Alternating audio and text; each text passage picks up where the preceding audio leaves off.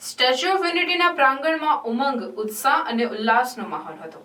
પ્રસંગ હતો પ્રતિમા શિલ્પીની બીજી મુલાકાતનો. આજે સર્જન રામ સુતાર ફરી એકવાર સ્ટેચ્યુ ઓફ યુનિટી ખાતે પધાર્યા હતા.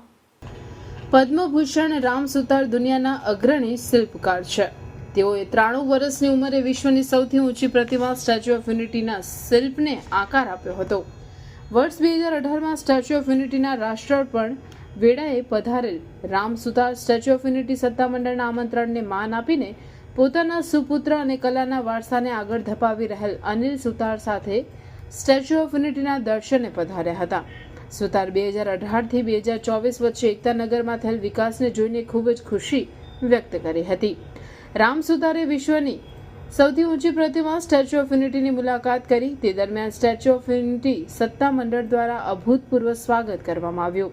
તે દરમિયાન ઉપસ્થિત પ્રવાસીઓએ પણ રામ સુતારને વધાવી લીધા હતા અને પોતાનું સ્વાગત થતાં સુતાર ભાવ વિભોર થયા હતા.